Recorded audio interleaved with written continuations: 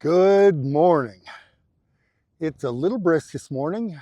I know that you can probably hear the wind. It's actually, I think it's around noon. We got some snow last night and the day before, off and on, kind of snow squalls. It's definitely spring in the Rockies here in Northwest Wyoming.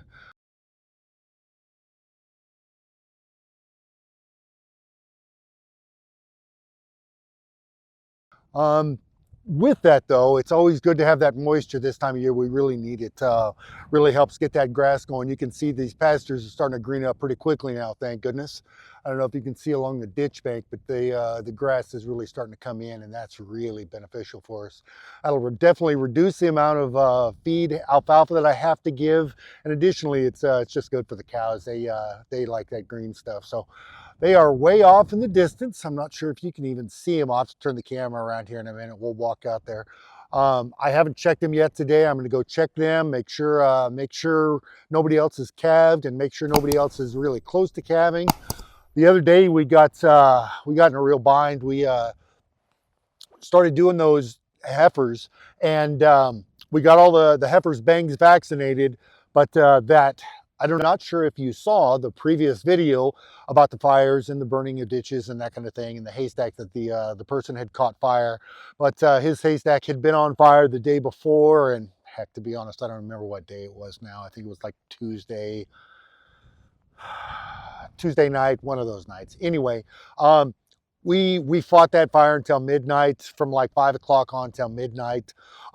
It still clearly wasn't out, but the landowner thought he was going to be able to work with it enough the following day. But the problem was with that hay and dry manure, it'll get under that stuff and it'll just kind of smolder for hours, even days, and it's just problematic. And if the breeze kicks back up like it does this time of year, like it's doing right now, and what'll happen is it'll start smoldering a little more, and then it'll just start spreading and catch back on fire. And so the day the vet came, the vet was late because the office had given him the wrong address.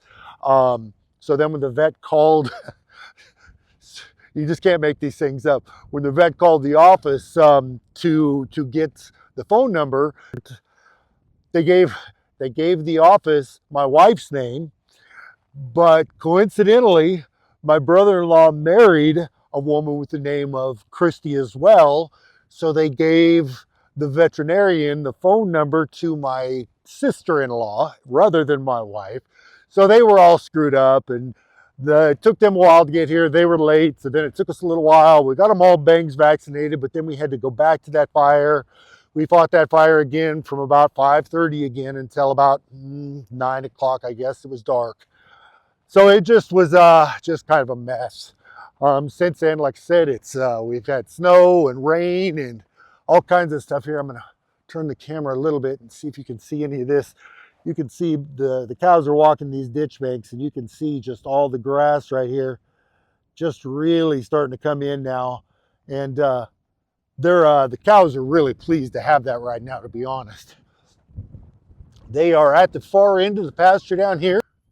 So here's all the cows out here in the pasture. You can see with that fresh snow, you can see the clouds are still kind of sitting there. They're probably still getting a little snow on the mountain itself, but it's just pretty right here. Got kind of the storm lingering over them. That there is the Clark's Fork in that V right there. That would be the Clark's Fork Canyon. If you ever watch any of your, if you ever read about, or if you watch anything on like the cavalry or some of the Indian tribes that were trying to flee to Canada and that kind of thing, this area is known for much of that. That canyon right there, one of the groups of Indians actually traversed down the cliffs. There's cliffs on the other side as you get further back in that canyon right there, and the cavalry thought that they'd had them kind of boxed in right there because they were on the cliffs of the canyon. And so the cavalry thought they would back off, that the Indians had no place to go. And so they backed off to give them a little space, thought that the Indians would kind of turn themselves in. And the next day, nothing. So they sent out some scouts to check on them, and the Indians had disappeared. They were gone, and they had gone right down those cliffs. Hundreds of horses, men, women, children, everybody right off the cliffs there. They worked their way to the bottom, and they continued on. It was so steep and so treacherous the terrain was that that the cavalry decided they would not go that route. They had to go an additional, I don't know, 15, oh heck, probably maybe 50 miles further to go around to even get back to this point down below. And by that time, the Indians had well made it much further. They did end up catching the main group of the tribe. They did end up catching them, but it's just there's a lot of history right in this area. So again, that's the Clark's Fork Canyon right there. And that is Rock Creek. You can see kind of that, that V there. The creek runs through there. And this is Bennett Creek. And this up here, where that V is up here, that's Line Creek. So this is called Rock Creek because at one point there had been a battle with cavalry and a group of Indians. And there were two people on the American side that had died, or the, I don't know what you would call them, I guess Americans, who had died. One was a scout. The scout's name was Rock, Little Rock. So they named this creek after him. Little Rock Creek is what it's called.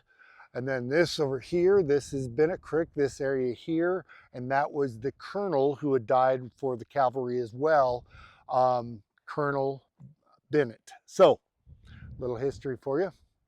And this is Line Creek because that line is right there in the V, is the state line. That is Montana on that side, and on this side of the V right there, this is all Wyoming. So that's a little bit of history and some interesting information. Cows are moving back towards us a little bit here, feeding back towards us. I see a baby off here in the distance. Let's go get a look at these guys. All right, starting to get into the herd here. You can see they're pretty well dispersed, which is nice. They've got plenty of room out here. It is something I enjoy. And I'm not sure if anybody watches regularly. I'd like you to guess at which one that one is. If you watch regularly, you'll know which one this one is for sure.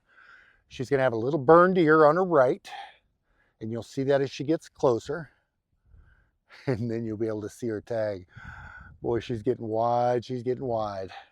This is Little 15. She's the one I kind of show in a lot of videos because she's so friendly and she always wants a treat.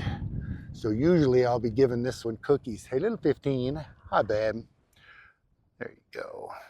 Hi, babe. How you doing today? So she's always here checking on us.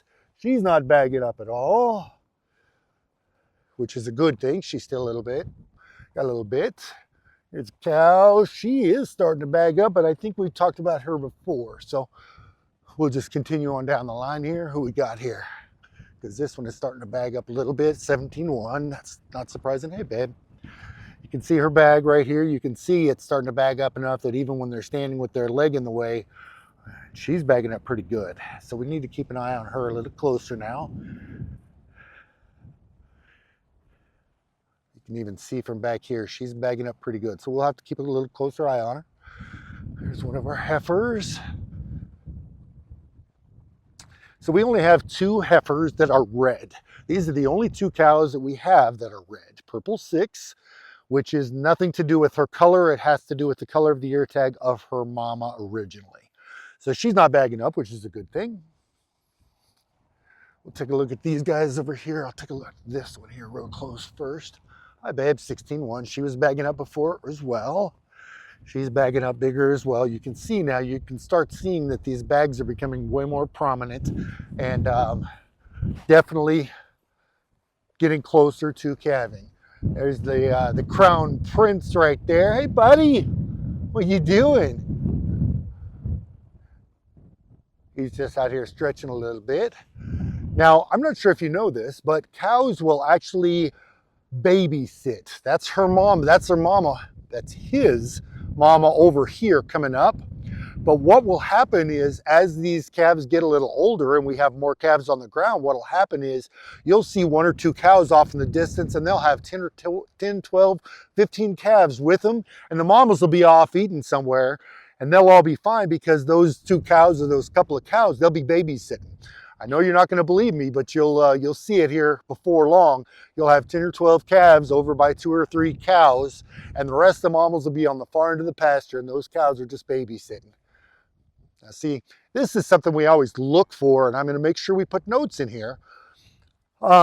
This is what we would call really good mothering. I never got close to this calf or anything like that, but as soon as I got anywhere near this calf, Mama came over here and started checking on her calf and making sure everything was all right. So this is always good. Hi, babe. So it's interesting, the traits that you look for, and that's definitely a trait that we look for, is good mothering.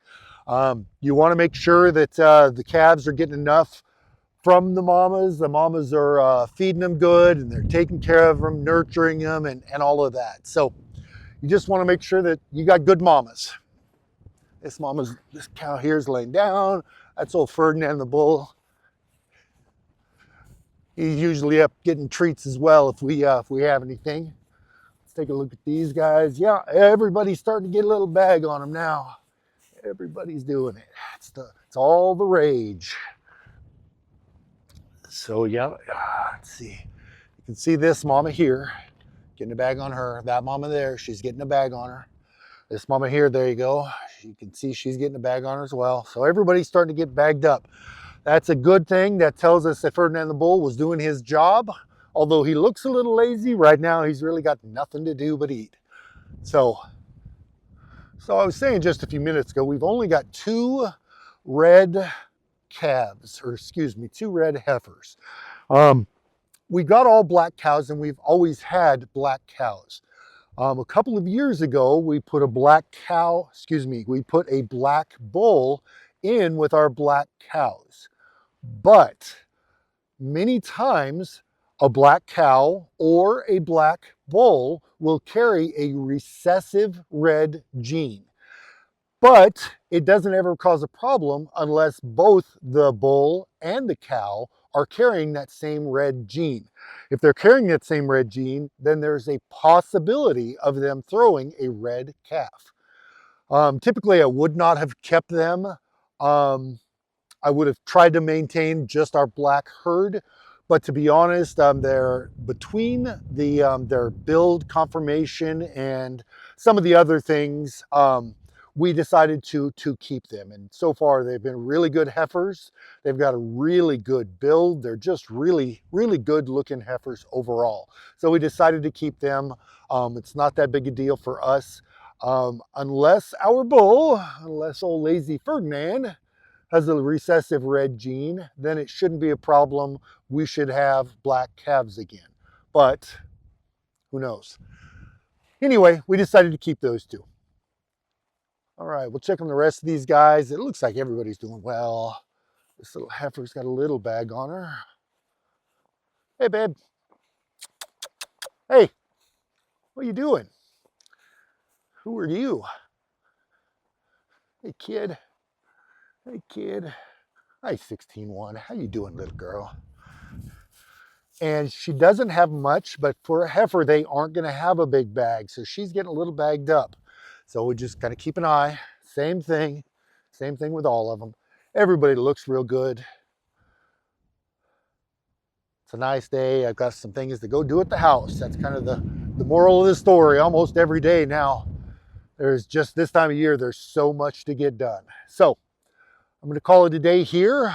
I don't know if that was interesting to you or not, but again, that's the Clark's Fork, that's the Rock Creek, that's Bennett Creek, and that's Lion Creek. If you enjoy the history, leave a comment for me. This area, like I say, has got a lot of history. The whole area right here. So I'm going to call it a day there.